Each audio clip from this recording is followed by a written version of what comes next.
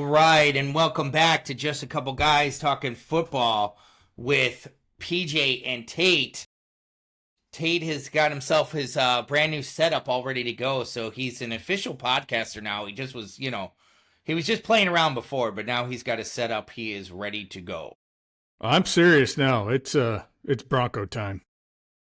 It is Bronco time. It is football time.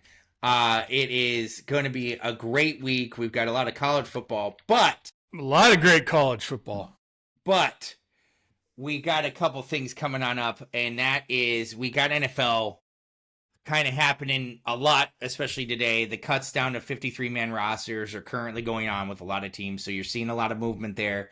You're seeing a lot of late trades, some guys going to be picked up. Especially these next couple of days is going to be kind of crazy with the waivers as teams place some guys on waivers so that other teams can bid on them or have a chance to trade for them or sign them. So we've got a lot of action like that going on. The other thing that we have going on as well is we had a couple late signings yesterday with Trey Hendrickson and Terry McLaurin, and I definitely wanted to kind of get our thoughts on those. Let's start with Trey Hendrickson. He basically got a one-year deal. He wanted more than a one-year deal, but here's what the Bengals finally decided to do. And hey, you just want more money? Here's more money. Here's $14 million, and then we'll agree that you can be an unrestricted free agent next year, so we don't have to mess with this.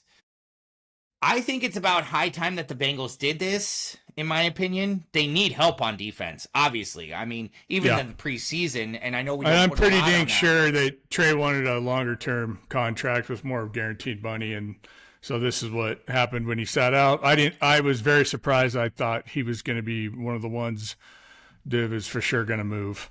They obviously need defensive help.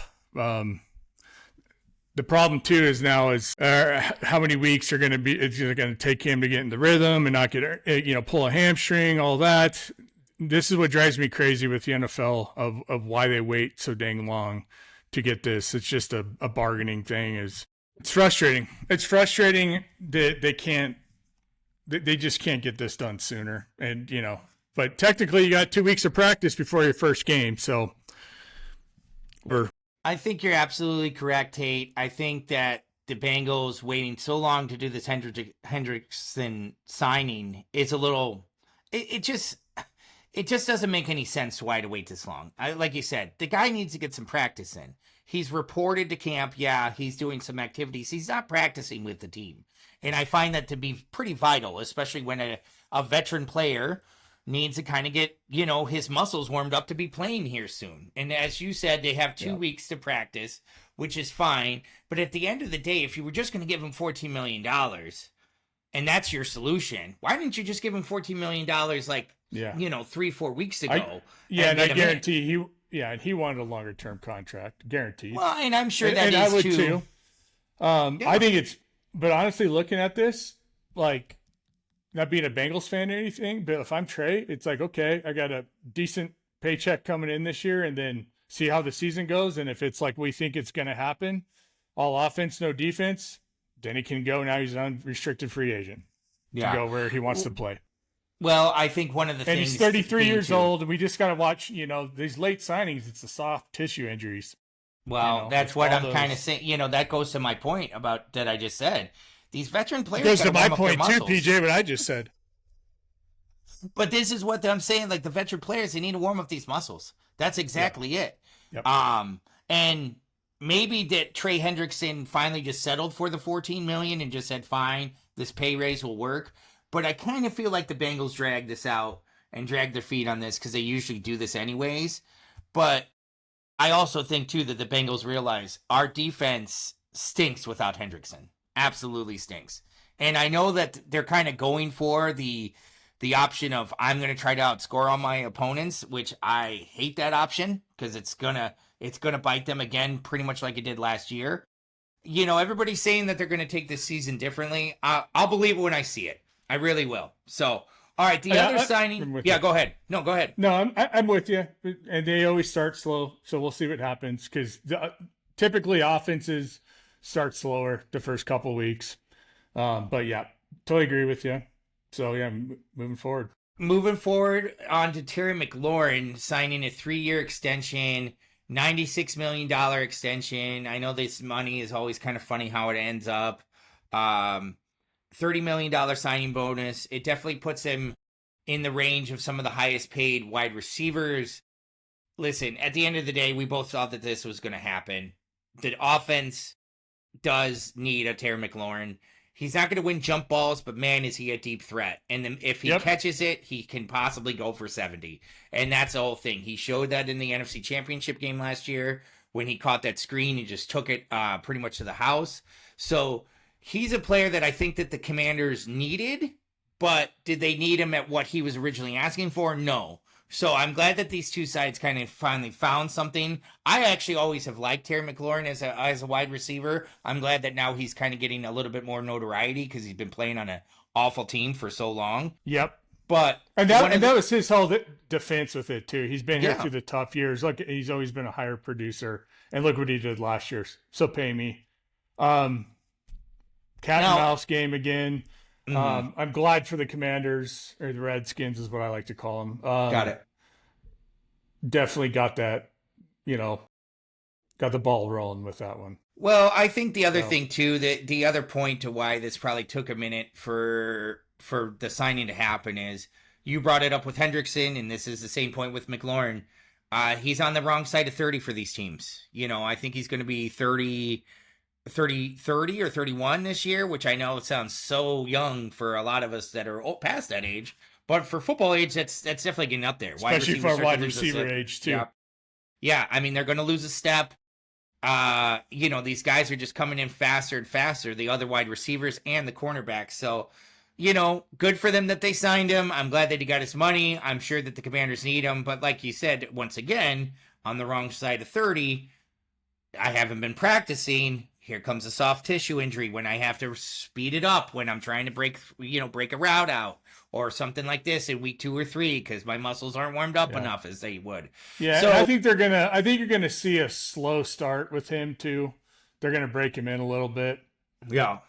Well, and I think part of the point is what will the Commanders be on offense compared to last year? Are we going to see a rise up?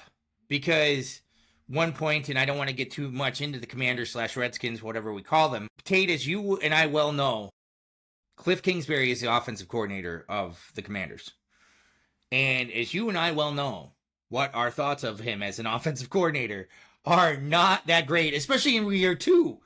Because he kind of did this out. Yeah.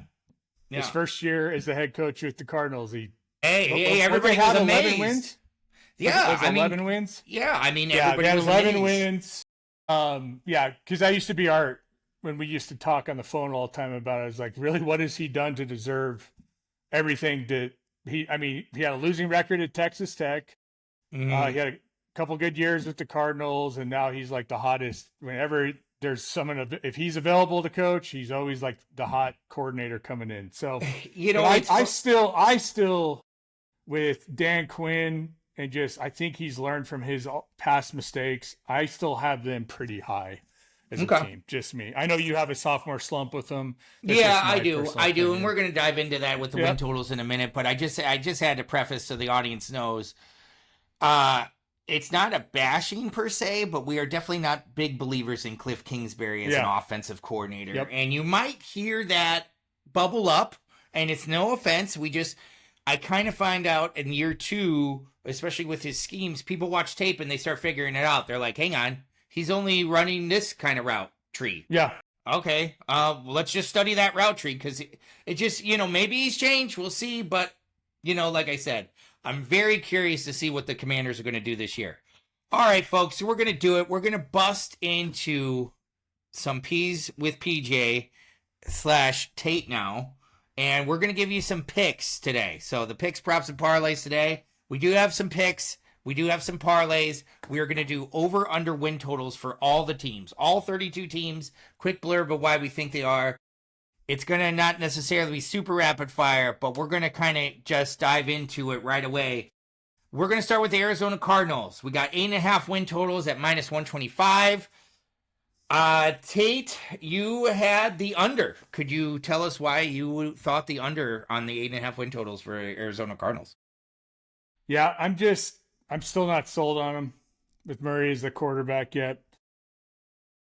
I just don't have a lot of hope with him. There's not a lot of info I got with it. It's just what I've seen. The Broncos played him in preseason. Watched him. I know it's preseason. I got him like it. Yeah, 7-8 wins. I just don't got him over 8.5. No, I get it.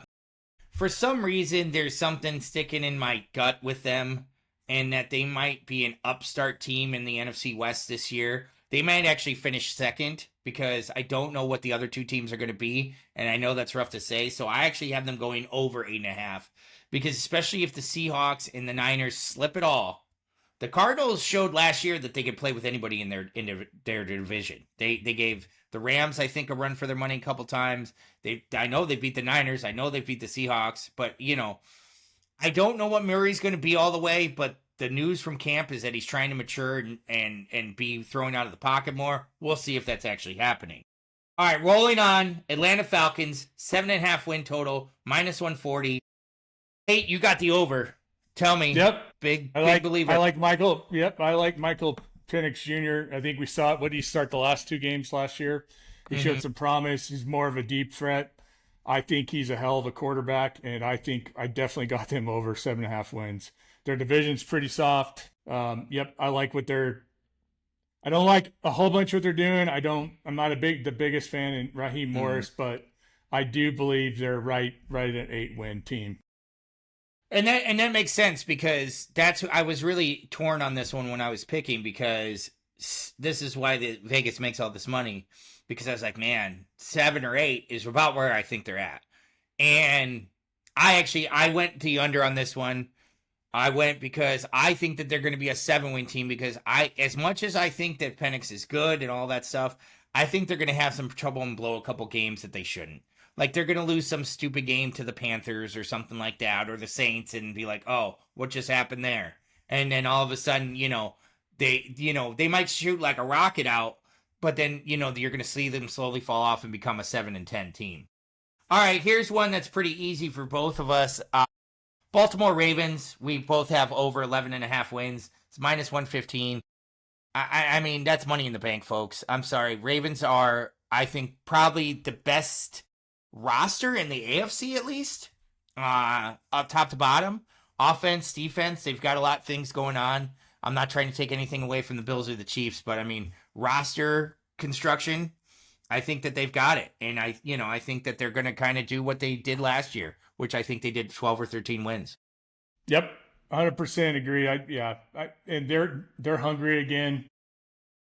I mean, they got that running game. It's lethal. Now, if like we've said in past episodes, if Lamar Jackson can learn how to play football in the pocket, then they're a Super Bowl winning team. But until I see that, I definitely think they're at 12, 13 wins. Okay, perfect. And winning their division too. Oh, 100%. And we're going to dive in. Folks, we just were working on our picks to give you for the Super Bowl. We'll do those early next week. But we were just looking at it, so we were just kind of talking the divisions earlier. We're going to roll on to the Buffalo Bills now. This is another one that Tate and I are in complete agreement. 11.5 wins, -175. We're both going over. Listen, I know that the East is not as good as it was, and I think the Bills are definitely going to have a good luck in the AFC East. And I think the Bills, just with Josh Allen, I'm a big believer they're going to be over 11.5. I think this is their year. I got them going all the way. Yeah, I like it. And I can't. Yep. I know. Little preview. Kind of contradicted myself with Sean McDermott. Kind of, I think I said until they do it, I'm gonna believe it. But this has got to happen. Like this has to happen. Well, I think that's a good point that you're bringing up is about the they ran the ball a hell of a lot better, and they took a little pressure off for Josh, and hopefully they continue that. And their defense is improved. Yeah, I got them. Yeah, James Cook is and let's be honest. Look at their division. I do think the Patriots are going to be better, but their division's pretty weak sauce. Oh, big time. I agree with you 100%. All right, here's another one that we actually disagree on. Carolina Panthers, 6.5 wins, -130. Hey, you're going over. I'm seeing the under. Tell me why you think it over on this team. This is a pure gut. I started to see I just started to see improvement the last 3 games last year. And they played some tough football, and I don't really have anything to back it. This is just my gut on this one. Okay. They were definitely, I thought they finished the season a lot better than what they have in years past. And they started to get a little spark every now and then. So yeah, I got them right at 7 wins. You know what? It's funny because there is a little bit of buzz about the Panthers being better. I can't say that they won't be, but I still see them as like a 6-win team. I really do. As much as Bryce Young's probably been improved, and that coach is definitely, Canales has done pretty well with the team. Where are their playmakers? I just don't know. I mean, yeah, they got Chuba Hubbard. Yeah, but I'm not seeing all of the things that I'm going to say, like, oh, this is the year they make a jump. Watch out for Jimmy Horn Jr. He's good. No, you're absolutely right. All right, here's one that we're both on agreements on, and I hope that I'm dead wrong. The Bears, 7.5 win total, under for both of us, -170. I know my thoughts. You give me yours real quick, and then I'll clean it up. I can't trust a quarterback that paints his fingernails. I'm sorry. I'm just going to throw that out there. He's got so much talent. Total new system. Got a way improved offensive line. Everything coming out of camp. I know it's preseason, but I think he's a head case, Caleb Williams. So he's right at 7 wins for me. I think they're going to be improved. I think they're going to be moving in a good direction. First time head coach. I think he's doing everything, the best he can. They got a lot of pieces in place, and their offensive line's way better. So are they going to commit to the run game, or that's what I got? You're the Bears guy, so you tell me. Well, here's the thing. I can't disagree with the thoughts of brand new system. Caleb Williams is having to learn a lot, and a lot of that is taking snaps from under center, which is not necessarily was his forte in college. He's doing a lot more, and this is a Ben Johnson system.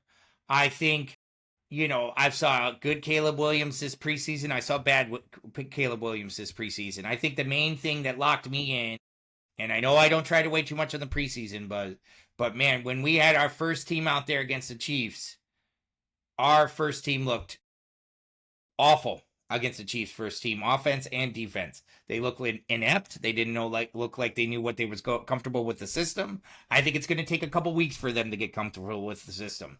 Do I think that they're going to have a total throwaway season? No. Could I see them actually maybe getting 8 wins? You could maybe talk me into it, but I'm holding tight that they're probably going to be a 7-10 team, and that's where my heart's at heart say. And I'm sorry, Chicago fans, but it's just going to take a little bit to get this train rolling a little bit more. Yes, I think you will see vast improvement, especially later on in the season, but I think some early losses, and especially, we've got to play the AFC North, which is not a picnic by any means. The Ravens, the Steelers, the Bengals are going to probably not give us an easy game either, so they're going to get tested. I know they're playing the 4th ranked thing in the division, schedule in the division, but it's going to be rough. So I'm predicting 7 wins, and I'm with you on a lot of those thoughts. All right, Bengals, here we go. You've got under 9.5 wins. I've got over, and now it's -105. I could totally see where you're probably coming from, but since we talked about it a little bit earlier, but give me your thoughts on the Bengals. Yeah, this is another where calling me a bipolar or a hypocrite because Joe Burrow is my favorite quarterback in the league. It's just for how many years has it relied on his shoulders? They haven't done anything besides re-sign Trey on the defensive side. Are the Steelers going to be better? That's still a question mark. Until their defense is better, I got them at 9 wins. I got them. It's about like last year. Yeah. No, they always start slow. Well, So, and see, this is where I'm gonna flip the coin because all that the team has talked about, Joe Burrow's talked about it, T. Higgins has talked about it, the coach has talked about it, is starting slow. They're trying not to start slow. So I think they're gonna make it a point that they need to win the first game or the first two games. yeah. Now, I think that's gonna get them into an air of false confidence, and they'll go 2-0, and then they'll fall back down to 2-2, and they'll be right back where they're usually starting at. So I'm with you, but there's just a slight thing that Joe Burrowness is gonna pull off like 10 wins and miss the playoffs because of some stupid tiebreaker game that they lost earlier in the season. So with you, could totally see 9, but I think the Joe Burrow magic might be able to squeeze 10 wins out of them. All right, here we go. We got Cleveland Browns 4.5 win total. You've got over. I've got under. Now you tell me. You must be that big shitter Sanders fan and think that he's going to come on in here and win 5 or 6 games for him. So talk to me, Deuce. I know our good friend Eric would love for me to jump on that bandwagon. No, I think they can get 5 wins. Okay. I think they can get 5 wins with their defense they have. And it's a good point. Their coach is a heck of a coach. I think they can get 5 wins. I think they're going to try to run the ball better, and you're going to see more of the West Coast offense in there. Flacco's Flacco. Dylan Gabriel has had a good camp. Like, I don't think he's the answer either, but I think they can get 5 wins. Here's the deal.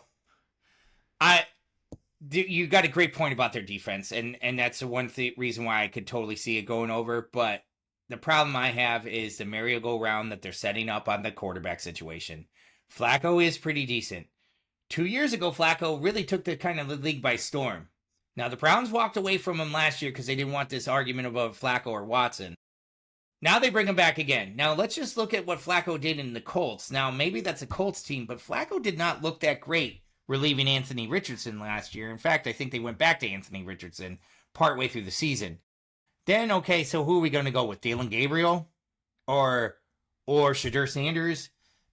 I'm telling you, this merry-go-round at quarterback is going to cause a fiasco, and I think Stefanski is not going to be able to control it because I think they're going to start to show it some games and give up bad turnovers or something like that, especially if Gabriel or Shadur starts playing. It's going to be rough, and I could see it being super rough and that they're picking very high again next year.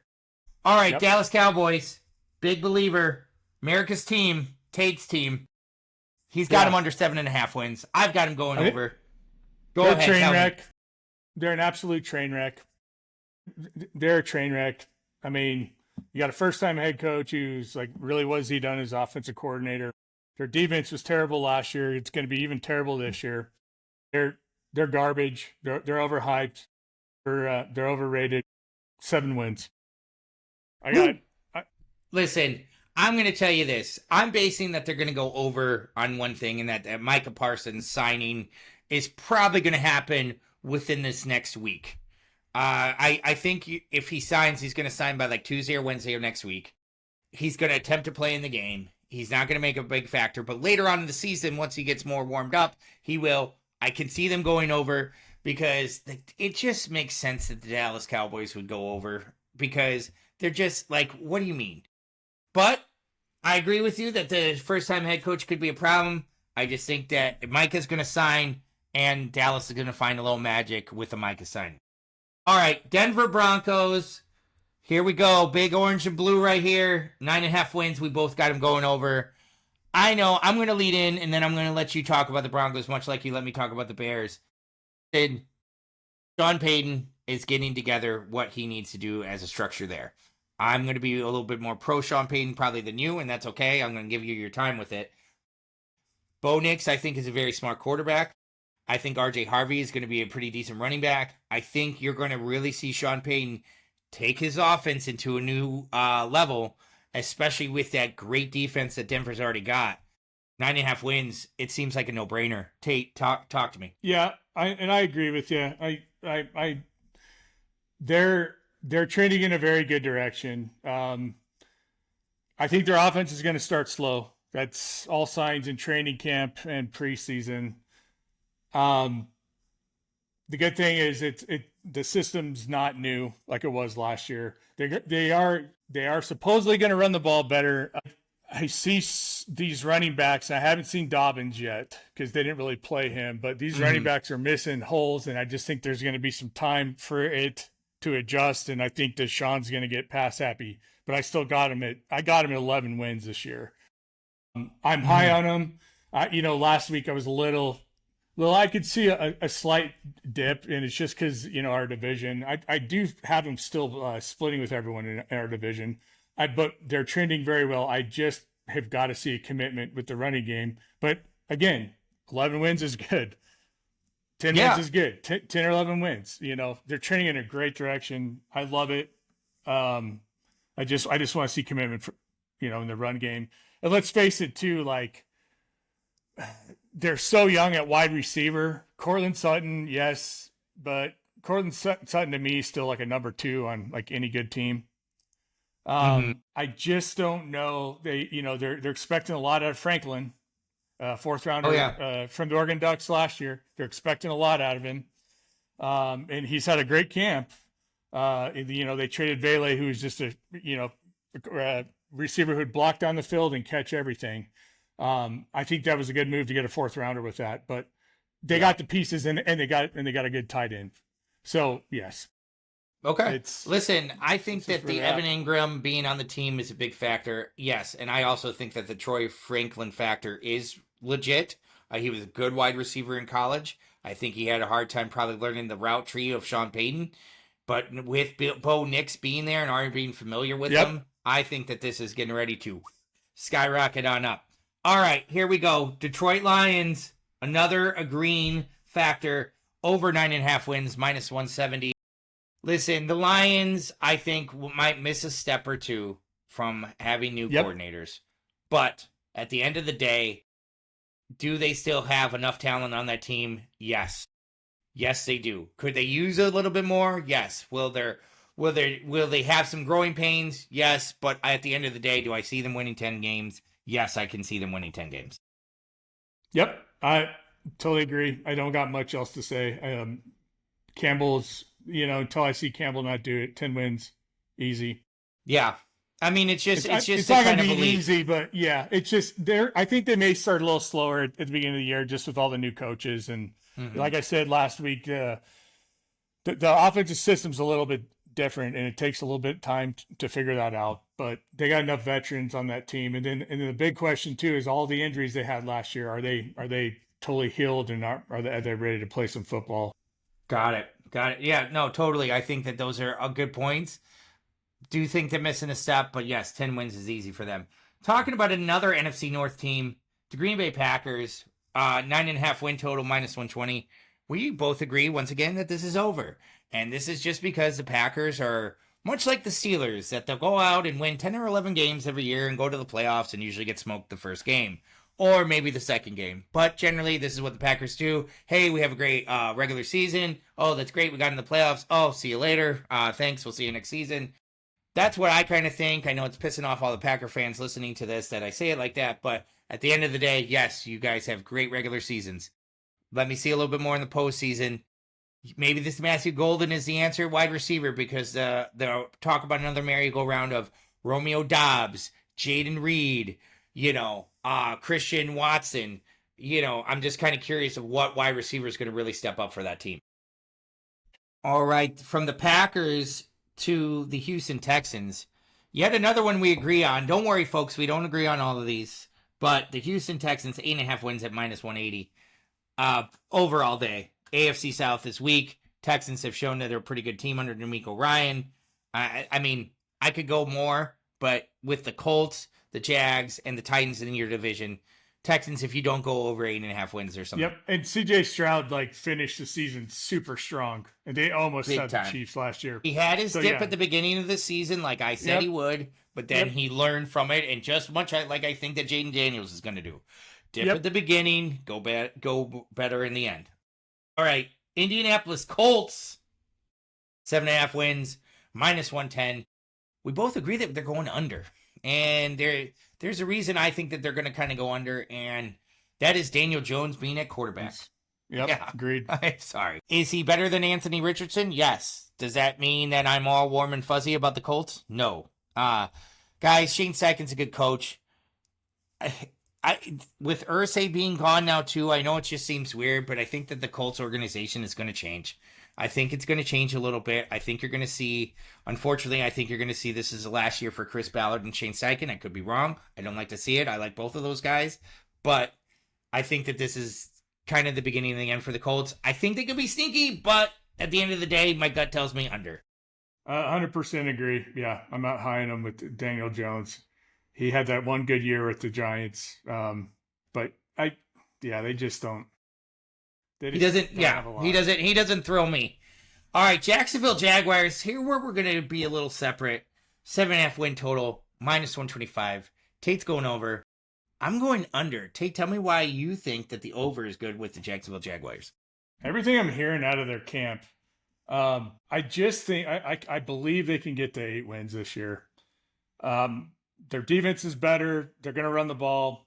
Trevor Lawrence, yes, he's kind of been, an underachiever, what everyone thought. I think they got some pieces around him. Can Travis Hunter be the playmaker? The problem is Travis Hunter's always hurt. But I think they can get 8 wins. I really do. All right. I want to ask you a question. And I don't mean to dive into this. A little left turn here. Is Trevor Lawrence a top 10 quarterback? Not right now. Okay. Yeah, and I don't think so either. I think Liam Cohen is going to unlock more in Trevor Lawrence. Yes. The problem I have is they have some good defensive pieces that don't seem to know how to play defense as a team together. Mm-mm. And for all of those reasons, I think Cohen's also going to have trouble probably managing the game late. Something stupid like a timeout or something, and they're going to lose. I know it seems silly to call it out like that, but I think they're going to be right around 7 wins. I think that's where they're at. So that's why I went under. I know they play in the bad AFC South, but they're kind of, like you just brought up. Okay, let's say Travis Hunter goes out there, has a good couple first games. Oh, hang on. He's got a hamstring injury from trying to play too much on offense and defense. Oh, there goes our weapon for a little while. Now what do we do? So I think you're going to kind of see that with the Jaguars. All right, guys, here's a slam dunk for you guys. Kansas City Chiefs, 10.5 wins, -180. We both went over. I don't really think I need to explain why, folks. The Chiefs are a winning machine. No. And if they don't get more than 10 wins, I mean, I know the Broncos are better. I know the Raiders are better. I know the Chargers are the Chargers. These are the Chiefs, okay? And like I said, when I watched my poor Bears play them in the preseason game the other day, not too much stock in it, but they still look like they're the Chiefs. And that offensive line with Josh Simmons, it's right. And I mean, stop me if I'm wrong, Tate. Yeah, until we see a season of them not getting 12 wins, it is what it is. With Andy Reid and Mahomes, it's too easy to pick this one. So and here's the deal, folks. If it so happens that they do fall below that, I will be more than happy because I will be the happiest person on the planet. Yeah, right. Everyone's tired of Taylor Swift. So it'd be great, but it's not going to be this year. There we go. So here we go. Las Vegas Raiders, 6.5 win total, -145. Both agreements that we see them changing with Pete Carroll and going over. Yep. I think that's just the reason right there. You got Geno Smith, so you got a quarterback. Oh, he played for Coach Pete Carroll before. Oh, Pete Carroll actually knows how to fire up people. The Raiders, I think, are going to be a little sneaky. I really do. Yep. I 100%. And I got them last week as they could be a boom. What I mean by a boom is 8 or 9 wins. Sure. So they're going to be tough. All of his teams are tough. His first year at Seattle, tough. It's a whole new culture change there. They're going to be a lot tougher than a lot of people think. Got it. Yeah. Staying in the AFC West, we've got the Los Angeles Chargers, 9.5 wins, -105. We're both over, and I'll tell you what, it was a little close for me, Tate, because I could see them being a 9-win team, and I don't know why. I don't know how. Is it because they lost their left tackle? Is that why? Or well, there's something. You know what? When it comes down to it, I don't know how really good Justin Herbert is as a quarterback. Because he's gone out there in a couple playoff games and just laid a complete egg. Yeah, he hasn't been clutch. And I'm just wondering if, like, what weapons do they have? Okay, they got a Marion Hampton. Yeah, they got Najee Harris. Okay, so they got some running game, which is, of course, what Jim Harbaugh likes to do. Who are they throwing to? Keenan Allen, who's back. I guess McConkey's pretty good, but there's just something there. Yes, I think that they could be a 10-win team, but I wouldn't be shocked if they go under too. But we both had to go over, so that's my thoughts on the Chargers. Yep, I think they're so well coached that Harbaugh is the man. They're so tough. And in another year under his system, I know they lost their O-line. You're saying who are they going to throw to? He's such a good coach, and he does this every year in college or with the 49ers. That he'll ground and pound, and it'll be tight every game, and he pulls it off. So I think easily they can get 10 wins. All righty. We're going to lead off with the Los Angeles Rams here, 9.5 wins as well. 9.5 is hot in LA, I guess. Minus 145. We both got over. Tate, you tell me why you think the Rams are going to go over on. I think how they finished last year. I know Stafford's been dealing with a back injury. I think McVay knows how to get the most out of him. They're going to everything I've heard too is their running game's way improved this offseason. Their defense is stacked. I got them winning the division. I see the slip in the 49ers, and I think they can definitely over 9.5.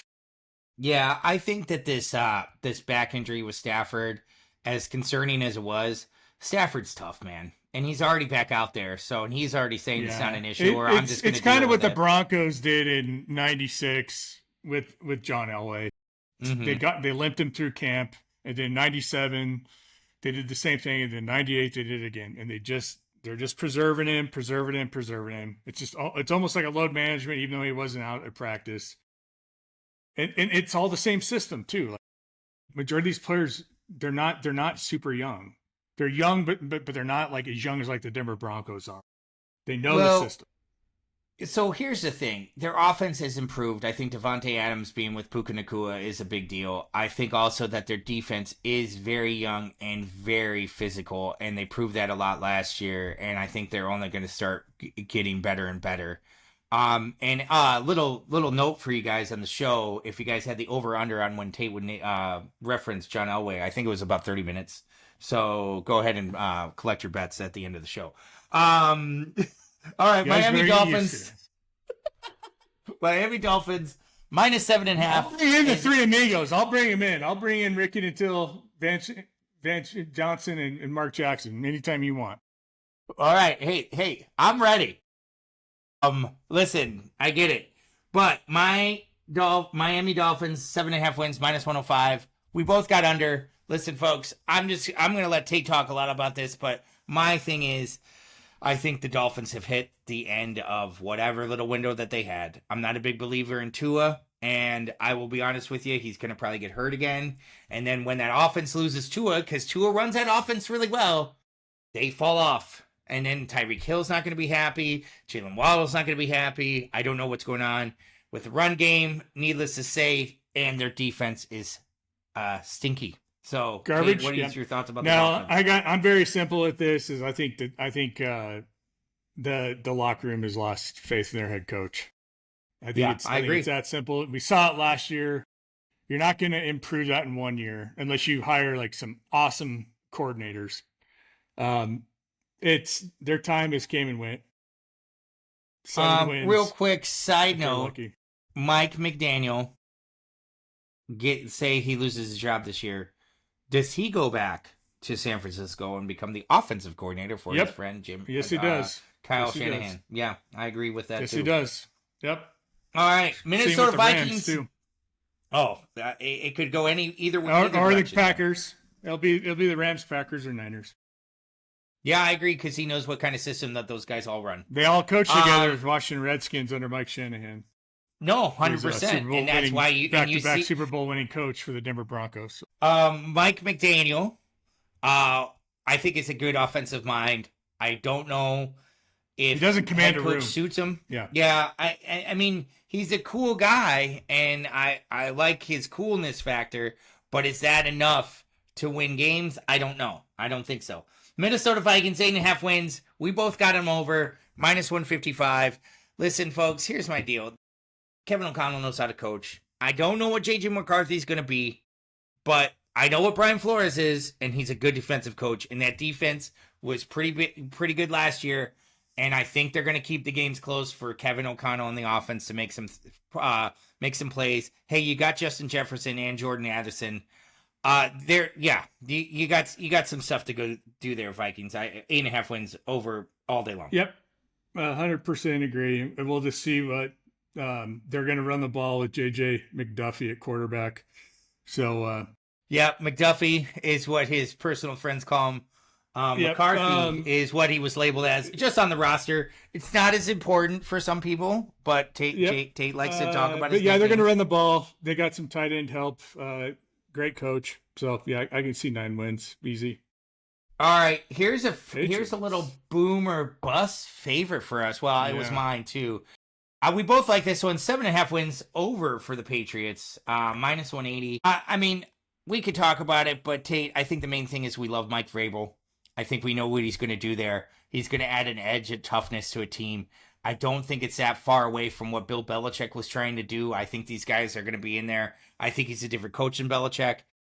And I think you're going to see improvement with Drake May, with Josh McDaniels, to be honest with you, because the guy knows how to be an offensive coordinator to young quarterbacks. Yep, I agree 100%. I love me some Vrabel.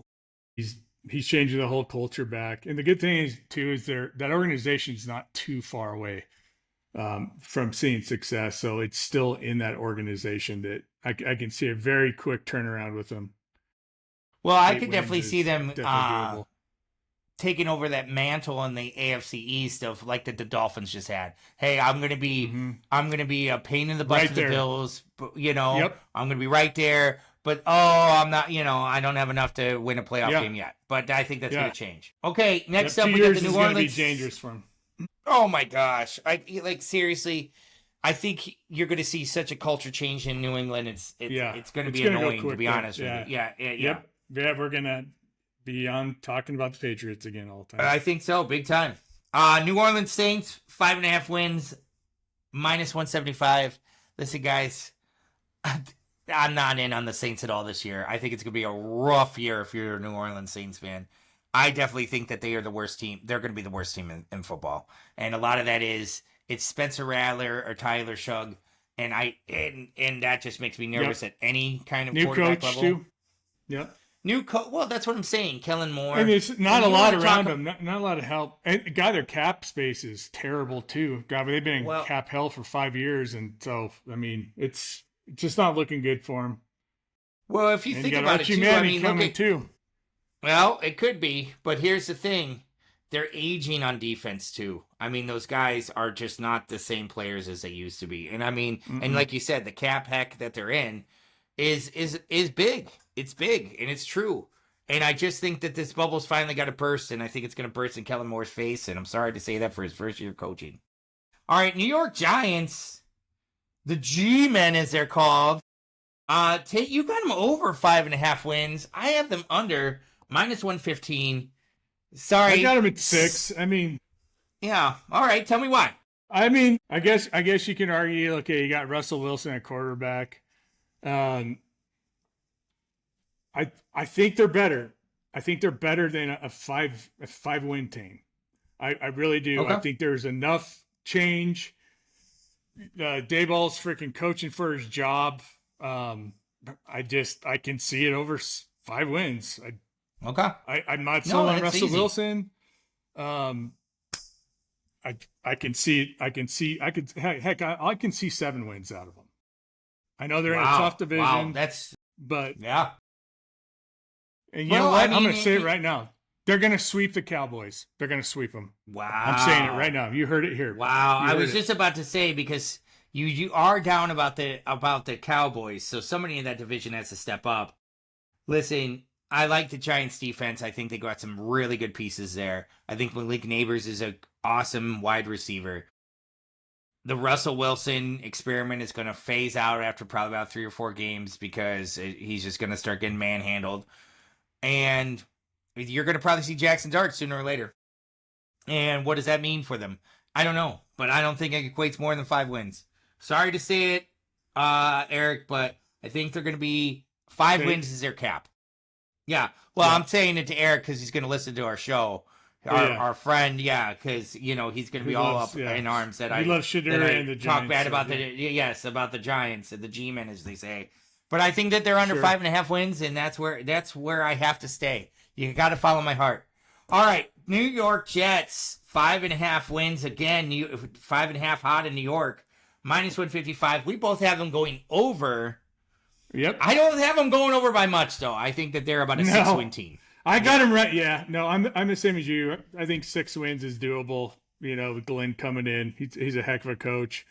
They got some pieces there. I think they can easily get in their division with the Dolphins. I think they can get to 6 wins. So, are you going out on a limb and calling it right now that the Jets win 2 games against the Dolphins? No, they're going to split with the Dolphins. Okay, they're not going to sweep the Dolphins. That's fine. Listen, Aaron Glenn stepping into that defense that actually was very, very good a couple years ago and just had a kind of an off year last year. He's going to get these guys fired up. Justin Fields is going to win some silly games by rushing for 80 yards at the end of a game, like he's going to break through or something like that. They're going to win 6 games. I tell you what, with Justin Fields, I know you know all about Justin Fields, but I'm telling you what, he showed some flashes last year. I still don't understand why Pittsburgh went with Russell Wilson, especially towards the end of the year. He's one of those veteran quarterbacks now that I could see him just making a leap. I'm not talking about a crazy leap, but making another jump. And why not? Why not? Right. And the Jets are due. They're due. They're due to win a few more games. I don't know if they're due for a playoff berth or anything. I'm not saying they're due. I'm not saying they're due for the playoffs, but they're due to be competitive in every game. Yeah. Yeah. I mean, I think that's what they were thinking when they got Aaron Rodgers, and we see how that turned out for him. All right, here's another one, Money in the Bank, folks. In Philadelphia Eagles, 10.5 wins. It's at -180 when I saw this. We're both over. I'd probably be even over at 11.5 wins. The Eagles are probably by far the best roster top to bottom in the NFC. Yep. Possibly probably in the NFL too, total. They know what they're doing, and they've done it now. And they also, I hate to say it, they just made the Chiefs look pretty silly in the Super Bowl, and I haven't seen many teams do that. And I think that they're going to, they keep up that mean streak that Vic Fangio's got them going on now. That defense is only going to get better. Yep. I got nothing else to say. I think it's so obvious they can get, 13 wins. Well, you've got a killer offense, you got a killer offensive line, you got a killer defense, a killer defensive line. Where's the game won? In the trenches, folks. Offensive and defensive line. They've got probably hands down the best on both sides. Yeah, they're gonna win a lot of games. All right, here we go. Pittsburgh Steelers. Aaron Rodgers coming on in. Can he get them over 8.5 wins? Now, as we all know that, Mike Tomlin has never had a losing season. And I don't think it's going to happen this year, neither does Tate. They're going to be over 8.5 wins all day long. It just makes sense. This is what the Steelers do. Tate, what are your thoughts? Same thing. You got a veteran quarterback in. They're not going to overextend him like what the Jets try to do. He's going to have a running game. He's got a hell of a defense. They're well coached. Arthur Smith now gets to have I think the best quarterback he's ever had as running either as a head coach or as an offensive coordinator. So, I think 8.5 wins is way easy to pick them for the over. I agree. I was wondering if this is almost like when Favre first went to the Minnesota Vikings. Remember how great that first year was for him? I think the NFC Championship game and everything. Do I think the Steelers get that same bump? I think that they're going to win a playoff game. Yeah, I think they're going to get in there, and I think they're going to win a playoff game. But yes, I totally see that. I totally agree with you. Defense is good. Rodgers is by far the best quarterback that Arthur Smith has had. Yeah, he is aging. He's showing his age. He's been injured in camp, but I think they're gonna use him to his strengths. They're not gonna force stuff. They're gonna be able to run the ball, and if he has time, what he did the last 3 games last year with the Jets, he has time. He's still Aaron Rodgers. Well, and here's the thing too. he's going to add an effect to that passing game that I think the Steelers were desperate for last year, and you kind of touched on when they benched Justin Fields. I think the reason why they benched Justin Fields last year was because he doesn't push the ball down the field. Russell Wilson will. Now, Aaron Rodgers pushing the ball down the field is way better than Russell Wilson pushing the ball down the field. I mean, that guy's got accuracy beyond accuracy. So I do like the Rodgers signing. Yes, the Steelers will continue their streak, not having a losing season under Mike Tomlin. All right, next one up, San Francisco 49ers, 9.5 wins. Hey, you've got the over. Yeah, I've got the under. Yeah, go ahead. Tell me why. This one was super tough for me because I kind of had them as a bust last week. I still think they can. I still think they can get 10 wins. I think. Okay. This is what's hard. This is what's hard because I don't know if Brock Purdy is the answer there. I don't. I know they just re-signed him and everything. I just have a gut feeling that they're going to get to 10 wins. Problem is you got an aging running back, and but they did trade for, what was his name, for the Redskins. Was it Daniels? Okay. The running back. Yes. Yeah. And I think they're going to use they got Brian Robinson. Brian Robinson. So they're going to use McCaffrey sparingly. Kettle's still good. I think they can get to 10 wins. And this was hard for me. This was really hard for me. Listen, Tate, I'm totally with you. I'm totally with you. And this is the reason why I went under, is all the reasons that you said. And they were a boom and bust team for me because I could see them regaining whatever stride that they had a couple of years ago and making it making a big swing in the NFC West. But they've got a lot of age happening. Brandon Ayuk's not coming back to like week 6 or 7 or something. Who's going to step up? Ricky Parcells is going to be good. Yes. They're trying to sign Juwan Jennings. George Kittle's going to be good. McCaffrey is a wild card. If he is healthy, he is one of the best. But you're right. They're going to use him sparingly. He's old. What's going to go on with that defense? I think Salah's going to bring up that defense again. But there's also another part that I have with that. They have aging people on that defense. Their age is catching up with them. I wonder if their window is closing. I think it might be. I think last year that we saw especially when they start getting injured, because of their cap problems now, especially signing Brock Purdy to a big contract, are you going to see them go the route that the Seahawks went when they had to sign Russell Wilson? And all of a sudden, guess what? Oh, these guys are leaving, and our really good guys that we have signed are all old, and now we're falling off. All right, well, we're leading into the Seattle Seahawks, staying in the NFC West. 7.5 wins, -170. Tate, you've got the over again. Listen, folks, I just want to tell you, Tate is a glass half full kind of guy because he's got about every team going over. I don't know who's going to lose these games, but somebody will. The Seahawks over 7.5. I've got him going under. Listen, I'm pretty much a glass half full guy too. But Tate, tell me why you think the Seahawks are going to go over. Yeah, I'm never a pessimist in life, those who know me. They got a quarterback who played his ass off with the Vikings last year, and I think it's transition. I think he went through quarterback rehab. I think they still got a good defense. They're going to run the ball. I think they're an 8-win team. Okay, fair enough. I think you're going to see better quarterback play this year than they did last year with Geno Smith. Wow. So therefore you are saying Sam Darnold greater than Geno Smith is what you're telling me. On the other hand, think that Sam Darnold will take a step back after Kevin O'Connell. And I do definitely think he's still a talented quarterback. But there's a lot of missing parts on this offense now. They got Clint Kubiak as their offensive coordinator. I like him. And all reports are going really good. Really good with that. I think their run game's going to be fantastic. I just think that there's a couple missing pieces on there that just doesn't sit well with me for the Seahawks. I'm going to go under. I think they're about a 7-win team. Basically, I'm betting on the Cardinals probably being the better team out of this division than the Niners and the Seahawks. All right, here's another no-brainer for us, guys. Tampa Bay Buccaneers, 9.5 wins. Overall day. I don't even think we need to get into it that much. We both like Baker Mayfield and how he's resurrected his career in Tampa. They've got a good defense under Todd Bowles.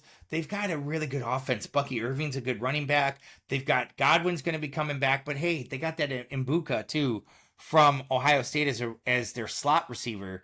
That kid was amazing at Ohio State. And this all just points to me. NFC South stinks, in my opinion. This is a no-brainer. Yep, no-brainer. Same thing. Good defense. Baker's playing great. Yep, all good. All right, next up, we got the Tennessee Titans. Sorry, callers. This isn't a call-in show. So Tennessee Titans over 5.5 wins. We both got them over. Listen, I have this really funny feeling about the Titans that they're just going to be a lot more competitive than they were last year. Yep. There's just something about them. I don't know why. I think Will Levis was not a very good quarterback, number one. Cam Ward is definitely a step up for them. I just think you're going to see Cam Ward unlock a little bit more with that offense, probably win 6 or 7 games out of nowhere, and you're going to start talking about the Titans a little bit more. Yep, 100% agree with you. Yep, and Broncos got him the first game. That's going to be a tight game. It's going to be interesting. Yep. I think Cam Ward is. I'm not the biggest Cam Ward fan, but he's bringing a lot to the table for the Titans, and they're going to be a tough team. So yeah, 6 wins easy. Guys, we're going to wrap it up with the Washington Commanders / Redskins, however you want to call it. 9.5 wins, minus 125. Tate, glass half full, over. PJ, sophomore slump, under. I think that their cap is 9 wins. Like I said, the Cliff Kingsbury stuff really concerns me. And you snuck up on everybody last year. Point. You're not going to sneak up on anybody. He also got a heck of a quarterback, too. He got, in my opinion, a top 8. Yeah, you really do. And that's what scares me the most about that team. And that's the thing. And I'm telling you, Dan Quinn has learned from his mistakes with being the head coach of the Atlanta Falcons. He got to see the crap show with the Cowboys, and he was a defensive coordinator with the Seattle Seahawks. So I'm telling you, he has learned, and I'm telling you, he is a dangerous coach. And I'm telling you, 10 wins they're going to be right over 10 wins. Listen, it's not going to, you're not going to paint me shocked if they win 10 games. The only thing I'm really worried about is what I just said. You snuck up on everybody last year. You're not sneaking up on anybody this year. Believe me, the Commanders being on your schedule, every team's looking at it like, okay, we have to try harder. Jaden Daniels is the real deal. Nobody knew what he was doing. There's tape out now. There's all sorts of things. But totally agree with you, Dan Quinn. Heck of a coach. I need to see what their defense is going to do. Yep. Yes. Jaden Daniels alone probably wins them 3 or 4 games by himself. I agree with you. All right, hey. Here's a couple parlays that we have for you guys, and then we're going to wrap up the show. We did, for picks here, we did Rams over 9.5 wins, Eagles over 10.5 wins, Ravens over 11.5 wins, Chiefs over 10.5 wins, and the Buccaneers over 9.5 wins. Probably our lead pipe locks, or whatever you want to call it, stone cold, whatever. $5 bet wins you 76 plus 1420. Plus 1420. Money in the bank all day. And then we had just a small one for the unders. We have Miami under 7.5, Colts under 7.5, and the Saints under 5.5, plus 419. We think that these are the best bets. Next week, stay tuned. We've got our Super Bowl picks coming on out. Got a lot to talk about. We're going to pick every division winner, playoffs, go from there, championship game to the Super Bowls. We will have our picks for you next week. And next week, we have a game to talk about. I'm so excited, Tate. But thank you for joining us, everybody. Tate, say some goodbyes. Yep, goodbye, Castland. Thanks for listening. And we'll go Broncos. And, pumped for football They don't season. call him the best color man in the money for nothing, folks. 100% gift right here. All right, folks. Thanks for joining us. We'll talk to you soon. We are out.